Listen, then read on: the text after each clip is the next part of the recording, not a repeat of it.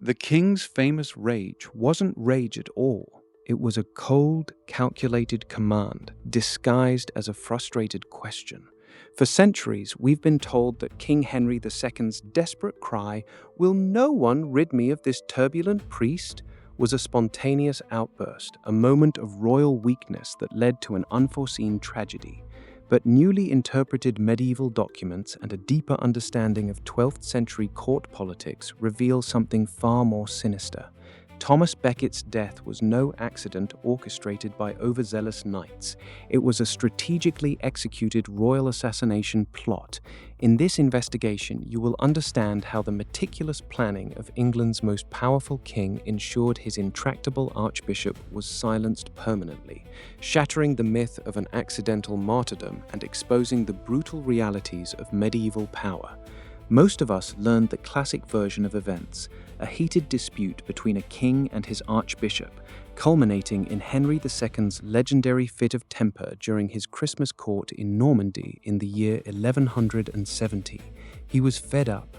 Becket, his former chancellor and now the Archbishop of Canterbury, had returned from exile more defiant than ever, excommunicating royal loyalists and challenging the king's authority at every turn. The story goes that Henry, exasperated, burst out with those fateful words, wishing someone would free him from this troublesome cleric. 4 knights, hearing their king's frustration, then took it upon themselves to journey to Canterbury and, in a shocking act, murdered Becket inside his own cathedral. This narrative paints Henry as remorseful, horrified by the unintended consequences of his words, and the knights as misguided loyalists who simply went too far.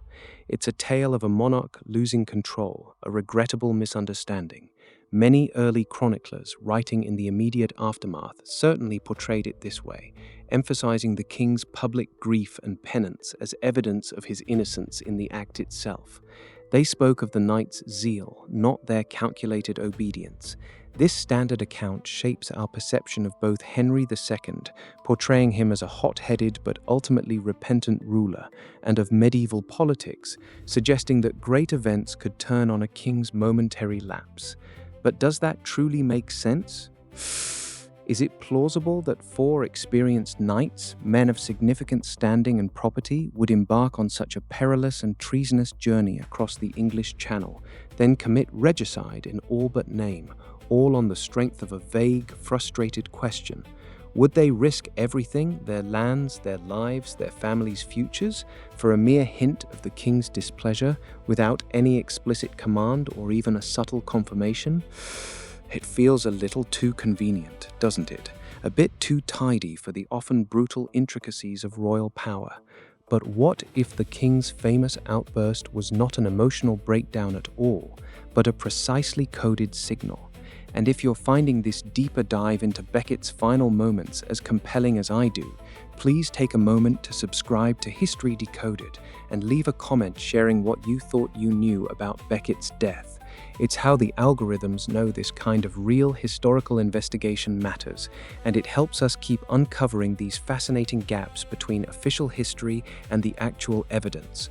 Your engagement ensures more people discover these true stories. Now, back to Henry.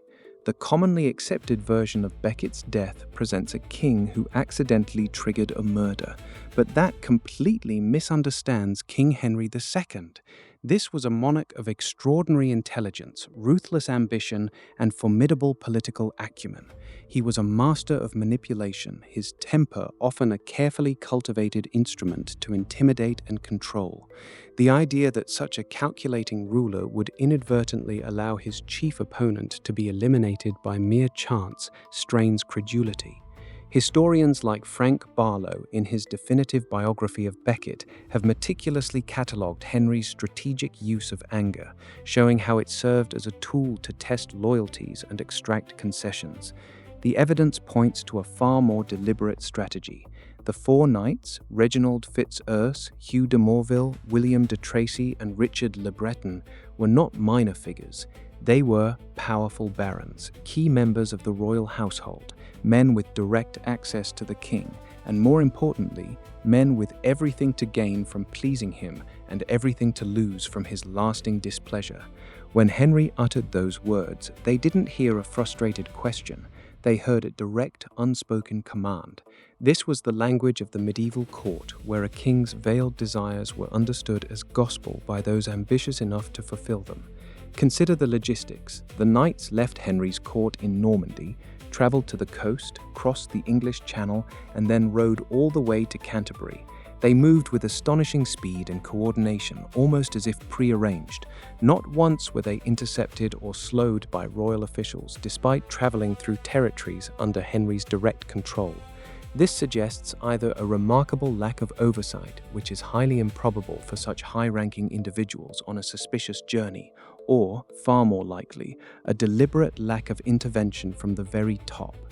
Contemporary letters and court records, when re-examined, reveal a pervasive atmosphere of royal frustration and a quiet consensus among Henry's inner circle that Becket needed to be dealt with by any means necessary. The knights understood the king's intent not from a single outburst, but from a sustained period of animosity and veiled threats that had permeated the court for months, if not years. His words that day were merely the final, unmistakable green light. This wasn't a sudden impulse. This was the culmination of a protracted power struggle, culminating in a carefully orchestrated removal. The murder in the cathedral was not a tragic error. It was a brutal, pragmatic solution to a king's greatest problem. This deeper understanding completely reshapes our view of 12th century England, and particularly of King Henry II. He emerges not as a king prone to uncontrollable rages, but as a shrewd, calculating monarch who understood exactly how to manipulate his court and achieve his objectives without ever explicitly issuing a command that could later be used against him. It reveals the dark heart of medieval kingship, where loyalty could be tested by unspoken hints and political problems were solved with lethal finality. What does this mean for how we perceive historical events?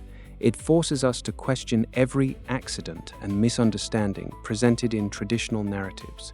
How many other pivotal moments in history were not random acts or unintended consequences, but carefully designed plots disguised by the powerful? The king's public penance after Becket's death, the barefoot walk to Canterbury Cathedral, the self-flagellation by monks, these were not merely expressions of genuine remorse. They were brilliant acts of political theatre. Henry understood the power of public image, and his theatrical atonement served to deflect blame, appease the church, and reassert his moral authority in the eyes of his superstitious subjects. It was a masterful performance designed to shift the narrative from a royal assassination to a tragic accident he deeply regretted. And what of the knights? They were excommunicated, true, and embarked on crusader penances, but they were never truly punished by the king. Eventually, they were pardoned, and some even returned to hold lands and influence, a remarkably lenient fate for men who had supposedly committed such a heinous act against the church without royal sanction. This is not the outcome of an accident, but the aftermath of a mission successfully completed. You now understand that the greatest spectacles of royal grief could be the most cunning displays of power. The assassination of Thomas Becket stands as a chilling testament to how easily history can be rewritten, how truth can be buried under layers of political convenience and carefully constructed narratives. Before this, did you believe Henry II truly regretted a spur-of-the-moment outburst? If this new understanding of Becket's death resonates with you, make sure to like the video so you can easily find this revelation again when medieval England comes up. The layers of deception around Becket's death are just one example of the countless truths waiting to be unearthed, far beyond the official narratives. Subscribe to History Decoded right now so you don't miss the next time we pull back the curtain on another untold story.